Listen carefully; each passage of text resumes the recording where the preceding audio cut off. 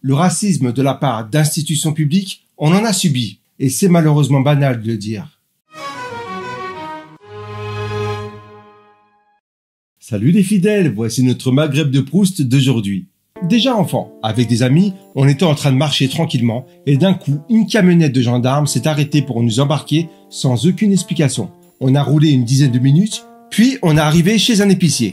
Un des gendarmes lui a demandé « C'est eux qui vous ont volé ?» L'épicier a répondu « Non ». Et les gendarmes ont repris leur route en camionnette. Il ne restait plus qu'à rentrer à pied à l'endroit où on se trouvait tranquillement. Mais plus grave, c'est un soir où on chantait à tue-tête. Alors même que personne nous avait dit qu'on chantait trop fort ou qu'on dérangeait, un véhicule de gendarmerie s'est arrêté brusquement devant nous en crissant des pneus et en percutant un de mes amis, qui, heureusement, a pu se relever indemne. Et un gendarme a sorti sa matraque en hurlant « Bon les bonios, vous allez rentrer chez vous !» Je me retrouvais là, pile devant lui. J'ai été d'abord tétanisé, sidéré en fait. Je comprenais pas ce qui nous arrivait. Et puis, on s'est tous mis à courir, sans s'arrêter. Et on est bien rentré chez nous, comme le voulait le gendarme finalement.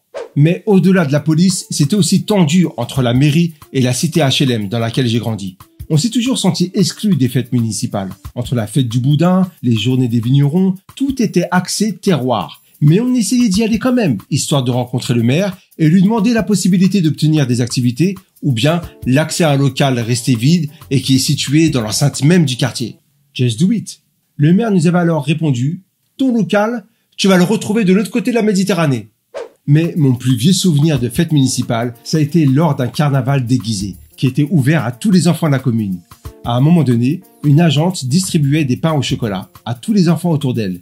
Mais à moi, elle a refusé, persuadée qu'elle m'en avait déjà donné un. Du moins, c'est la raison qu'elle avait invoquée. Je crois que c'est la première fois que je voyais la possibilité d'être discriminé en raison d'une origine sociale.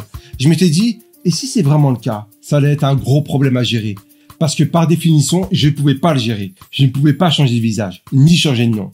En dehors des fêtes municipales, on a eu plusieurs fois l'occasion de demander à la mairie une attention envers notre quartier. Pourquoi pas demander des installations pour des activités sportives, par exemple. On a essayé. Just do it. Et un adjoint au maire nous a répondu par une promesse. L'installation de cages de but sur le terrain principal du quartier. Il nous avait même donné une date précise pour cette installation. Je me souviens, ça tombait pendant les vacances de la Toussaint. Donc on était tous disponibles pour attendre et assister à cette installation. Ce jour-là, il y a eu effectivement un camion de la mairie qui arrivait au quartier. Des agents ont commencé à sortir des poteaux pour les installer sur le terrain en question. Ils ont un peu bricolé et ils sont partis. C'était en fait des poteaux pour y fixer des poubelles. Chacun d'entre nous n'exprime pas sa colère de la même façon. Certains sont résignés, d'autres se sont mis à brûler les poubelles toutes neuves qui venaient d'être installées. Le plastique ayant fondu, il n'en restait que les poteaux qui nous ont servi pour délimiter des cages de but. On avait compris qu'on ne devait plus rien attendre de la mairie. Puisqu'on nous refusait un local, on avait aménagé une des caves qui n'était pas du tout utilisée. On y avait mis des meubles récupérés ici et là, canapés, commodes, et un ami avait raccordé au compteur électrique des parties communes de l'immeuble tout un système d'éclairage qui nous permettait d'être dans cette cave à la lumière. Just do it. Sauf qu'à force de changer les branchements, de se prendre les pieds dans le fil, à un moment donné, les plombs ont sauté. Toutes les parties communes de l'immeuble étaient plongées dans le noir.